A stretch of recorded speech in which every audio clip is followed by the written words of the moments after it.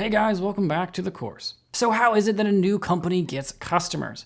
Well, every company on the planet has started out at some moment in time with 0 customers. So how did they go from 0 to their first one, and then to their first 100, and then their first 1,000? In this lecture, I'm going to explain how virtually all businesses start out getting their customers, and how we're going to use that exact model as a guide for this course. Now, I'm sure all of you know someone that has started, let's say, a small business. And I mean started, not inherited, not bought, started from scratch. And yes, we are technically talking about people like Richard Branson and Donald Trump who did start their businesses, but they started it with a couple $100 million in inheritance, which tends to make things easier. Let's use the example of a normal person that has started an online clothing shop. Let's say he likes to design clothes, so it was a natural fit for him. When you look at that business from an outsider's perspective, it appears that they are doing several large things that get them customers.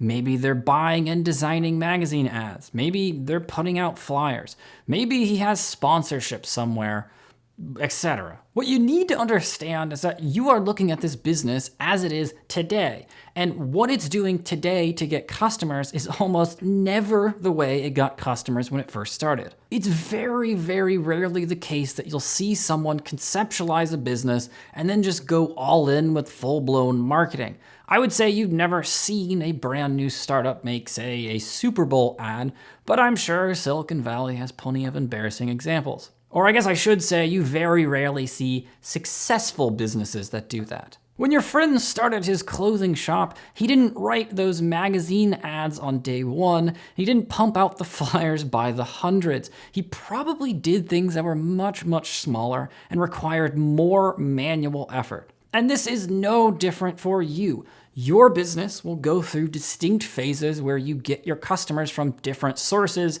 means, and different strategies.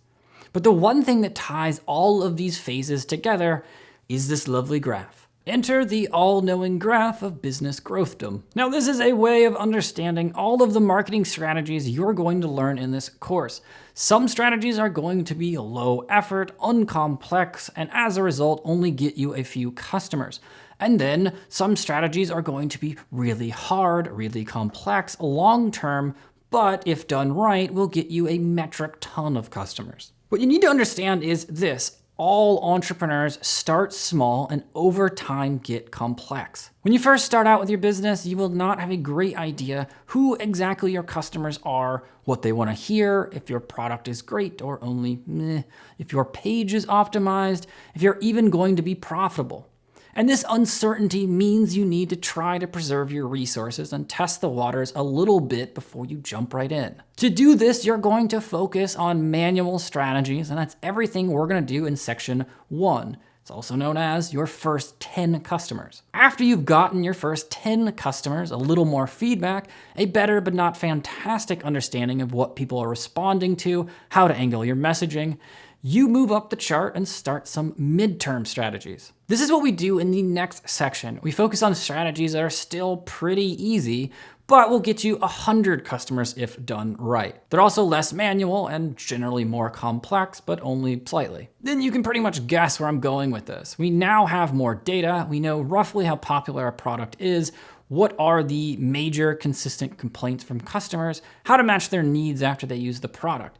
You're going to start going for more long-term strategies at this point, and that is our section 3. It's getting your 500. Finally, we move on to phase number 4, where we know decently well what we are working with, and we have the confidence to spend a large amount of time on some more long-term strategies. These are the strategies that carry you from the 500 to the 1,000 plus and beyond. There really is no end in scope for these strategies if done well. These are kind of the end-all be-all. You can support these long-term growth strategies at this point because you will, have cash from the previous strategies. Over time, you will add complexity, effort, and a more long-term focus to your customer acquisition strategies.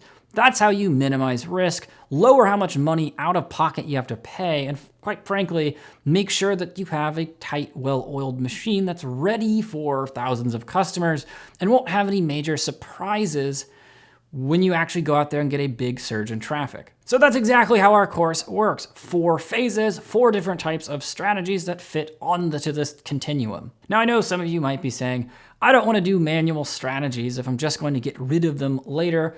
That doesn't scale. Well, as it turns out, businesses that refuse to do these manual grunt work strategies in the beginning of their business are something like 5 times more likely to fail. There's actually an article attached in the resources. I strongly suggest reading it. It's from Paul Graham, the founder of Y Combinator, called Do Things That Don't Scale. You can kind of guess what he says. In the next lecture, let's hit on a quick concept about growth that will help you understand how these later strategies work together. All right, see you then.